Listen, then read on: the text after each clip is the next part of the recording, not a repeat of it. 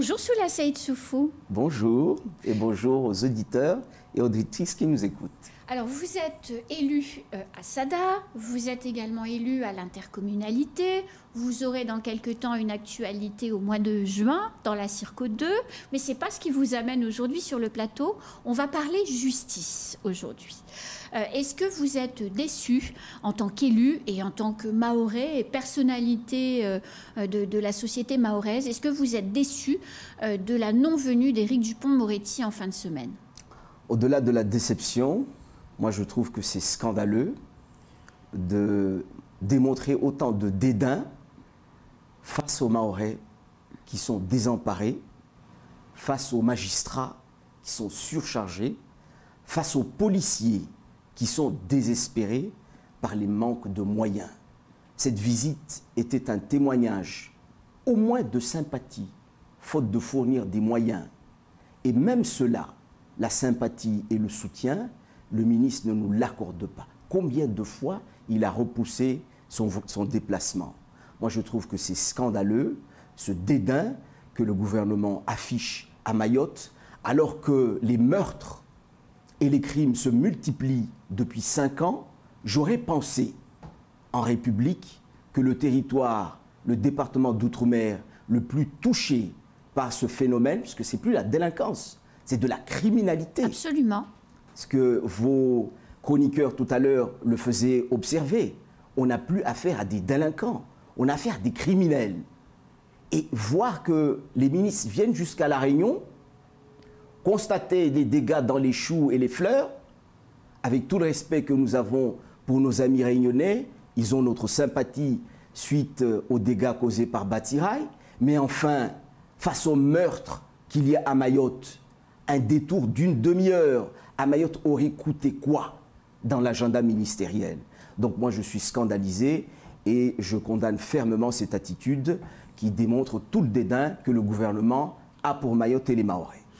Alors la justice, vous le disiez, manque de moyens. Quelles sont pour vous, Soula Saïd Soufou, aujourd'hui les difficultés de la justice, étant entendu que vous êtes juriste de formation? La première des difficultés, c'est l'affichage de l'autorité à Mayotte. Nous avons un problème d'affichage. Je ne peux pas comprendre que Mayotte ne dispose pas de palais de justice digne de ce nom, alors que beaucoup réclament ça depuis des années. Je ne peux pas comprendre que Mayotte ne dispose pas de cours d'appel de plein exercice. Nous sous-traitons notre justice d'appel à La Réunion, alors que la criminalité à Mayotte, nous le disions à l'instant, est sans commune mesure avec la criminalité à La Réunion. La cour d'appel devrait être à Mayotte, pas à La Réunion. Face à cela, nous manquons de magistrats et nous manquons de personnel dans nos tribunaux. Les tribunaux sont engorgés et nous le savons, depuis le tribunal administratif jusqu'au tribunal au pénal. Donc il y a là matière à se poser des questions. Comment, face à la criminalité que nous avons, face à l'engorgement des tribunaux, il n'y a pas de réponse claire, forte, face aux délinquants, face aux criminels? C'est afficher l'autorité de l'État. Et même ça, nous avons du mal à l'obtenir. Et donc moi, je milite pour que nous ayons une cour d'appel de plein exercice ici et que nous ayons un palais de justice qui fasse l'affirmation de l'autorité de l'État à Mayotte et que nous puissions donner les moyens aux magistrats qui ont toute notre sympathie. Alors, on parlait de moyens.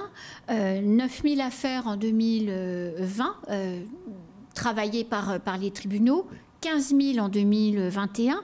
Est-ce qu'on a à Mayotte suffisamment d'avocats et de personnes pour défendre les justiciables? Parce qu'on parle beaucoup des criminels et des délinquants, mais on oublie souvent les victimes. Justement, nous en venons. Là aussi, ça fait partie de l'ensemble des propositions que nous avions faites dans notre plan de reconquête de la sécurité de Mayotte et nous l'avons adressé au gouvernement. Nous disions ceci: les justiciables, comme les magistrats, doivent avoir les moyens d'affirmer l'autorité de l'État et de défendre les justiciables et les victimes. C'est la raison pour laquelle, dans notre intercommunalité, la 3CO, nous donnons l'exemple en proposant à l'État de créer et d'accueillir dans la collectivité que nous dirigeons, la 3CO, une maison de la justice et du droit. Elle a vocation à accueillir dans notre intercommunalité et au-delà l'ensemble des justiciables de Mayotte pour les conseiller, leur donner une justice de proximité et aider les victimes à avoir une justice de proximité, avoir un soutien moral. Nous manquons cruellement de ce genre de soutien ici pour les victimes. Les victimes manquent également d'avocats parce que nous n'en avons pas suffisamment face aux affaires qui s'accumulent. Il y a là aussi matière à s'interroger dans l'université de Mayotte, dans la formation de nos avocats, dans l'avenir de notre jeunesse. Il y a beaucoup de jeunes qui s'intéressent à la justice et au droit. Oui. Il faut les encourager. Comme nous avons une préoccupation pour les médecins, nous devons avoir une préoccupation sur les métiers de la justice. On ne peut pas continuer avec cette explosion d'affaires, de dossiers, avec le nombre d'avocats qui sont inscrits au barreau de Mayotte. Ça ne peut pas durer. Et je pense que le département, dans sa politique d'aide aux études supérieures, a un rôle à jouer parmi les métiers que le département arrête comme étant prioritaires. Nous devons intégrer dans cette liste les métiers du droit. Donc greffier, avocat, personnel de tribunaux, c'est ça en réalité. C'est de cela dont nous parlons. Voilà, c'est de cela dont nous parlons. Et je pense moi j'en rencontre tous les jours des étudiants mahorais de grands talents. Mais la difficulté que nous avons, et les communes avec l'éducation nationale ici, c'est que nous avons du mal à orienter notre université, notre enseignement supérieur. Et le schéma de l'enseignement supérieur doit prendre la mesure des défis que nous avons sur la question de la criminalité. Il y a quelques années, ça pouvait paraître dérisoire par rapport aux affaires que les tribunaux géraient.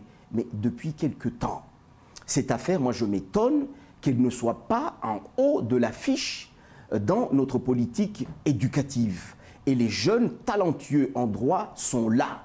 Il faut maintenant avoir une politique pour les aiguiller. Et moi je milite pour que l'éducation nationale, le rectorat et le département et la justice fassent un geste envers les étudiants qui s'intéressent à la justice, car nous avons besoin de magistrats qui restent à Mayotte. Bien sûr. J'allais vous parler de cela, qui restent à Mayotte parce que beaucoup, avec l'insécurité qu'il y a ici, ce sont des pères de famille, des femmes qui ont des enfants. Quand ils voient l'insécurité qu'il y a à Mayotte, on ne reste pas, alors que nous avons besoin de pérenniser des gens qui connaissent les spécificités. Et le procureur en parlait sur votre plateau pas plus tard que la semaine dernière, sur les spécificités du droit à Mayotte et de notre culture. Parce qu'on ne peut pas juger à Mayotte comme on juge à Paris. Et j'en viens à l'autre proposition que nous avons, qui est celle de l'adaptation du droit pénal des enfants, de la justice des enfants, face à la réalité de Mayotte. Nous n'avons plus affaire à des petits délinquants qui volent dans les poulaillers. Nous avons affaire à des criminels. Des sauvages qui tuent, même. Hein. Et des sauvages qui tuent sauvagement. On ne peut pas juger des jeunes comme ça comme des délinquants. Ce sont des criminels. Donc quand on n'adapte pas la justice pénale des mineurs et qu'on les juge comme des délinquants alors qu'ils tuent, moi je ne peux pas comprendre ça. Et ça rompt le lien de confiance que la population a envers la justice. Alors que la justice est rendue au nom du peuple. Que la justice est rendue au nom du peuple. Donc le peuple demande de la fermeté. Et ça n'est pas condamné pour condamner. Quelqu'un qui mérite d'aller en prison doit aller en prison. Il y a un profil de jeunes qui peuvent être sauvés et nous devons en sauver le maximum. Mais des gens qui tuent ne doivent pas être relâchés dans la nature. Le peuple ne demande pas cela. Le peuple demande une maison d'arrêt supplémentaire à Mayotte et des centres éducatifs fermés pour s'occuper des criminels juvéniles. Parce qu'on ne peut pas continuer à dire que nous rendons la justice au nom du peuple quand on n'écoute pas ce que demande le peuple. Alors, il y a un autre sujet qui est très clivant dans le domaine de la justice, c'est l'inflation au tribunal administratif des recours suite aux reconduites à la frontière qui sont décidées par les autorités, préfets, police, gendarmerie. Inflation donc des recours pour suspendre ces expulsions. Inflation aussi de recours contre les politiques publiques mises en œuvre par le gouvernement.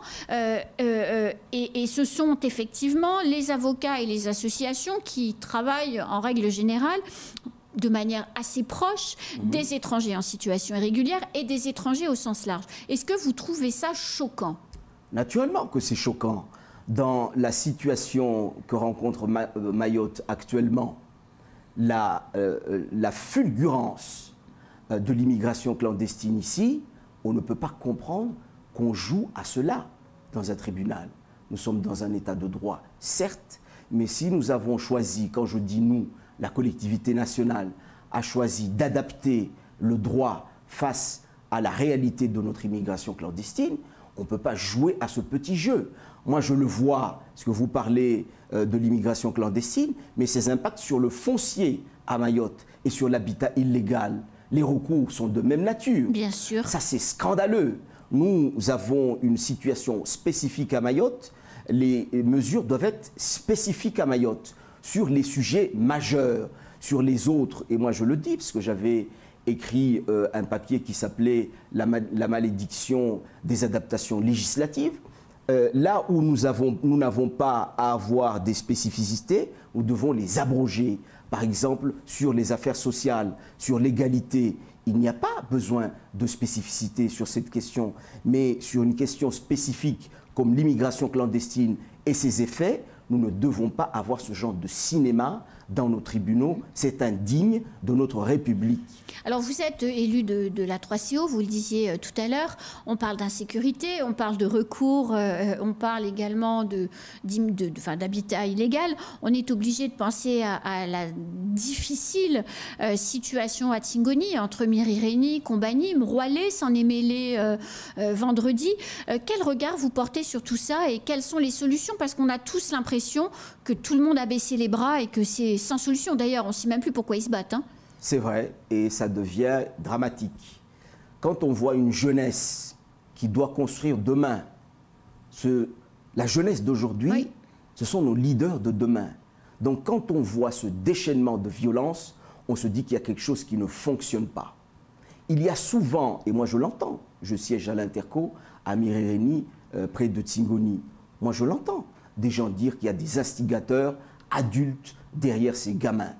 Je lance aujourd'hui un message à l'ensemble des personnes qui se fourvoient dans ce genre de choses, d'arrêter immédiatement ce genre de choses au nom de la paix sociale.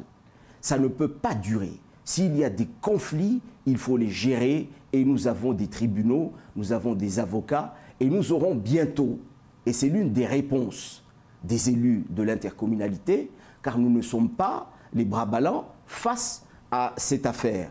Nous, à notre niveau, à l'échelle de l'intercommunalité, je le disais tout à l'heure, nous proposons une partie de la réponse qui vise à réconcilier, à écouter, à aider les victimes, parce qu'il y en a chaque jour. Ah oui.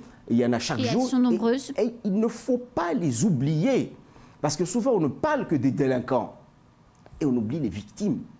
Et donc, cette ambition que nous avons de créer une maison de la justice et du droit, que je porte en ma qualité de président de la commission des affaires juridiques de l'intercommunalité, je porte ce dossier avec l'ensemble de mes collègues, car nous proposons à l'État des réponses concrètes sur le terrain. Et elles sont attendues, car vous avez des associations d'aide aux victimes qui ne se font pas entendre, parce que la violence est telle qu'on ne parle que des délinquants. Il faut maintenant penser aussi aux victimes au sein de l'intercommunalité du Centre-Ouest, mais de façon générale à Mayotte, car les Mahorais en ont assez d'être victimes. Ils demandent à l'État à ce que la peur change de camp. Et les honnêtes gens que sont les Mahorais ne peuvent plus continuer à avoir peur, à se sentir dédaignés ainsi par les plus hautes autorités de l'État. Les gens demandent des solutions, nous en proposons et nous attendons celle de l'État. Mais ce sera le mot de la fin, Soula Seyid Soufou, Déjà? parce que c'est déjà la fin de ce temps de parole. On se retrouve bientôt? À très bientôt. C'est la fin de ce temps de parole. Tout de suite, la suite de nos programmes.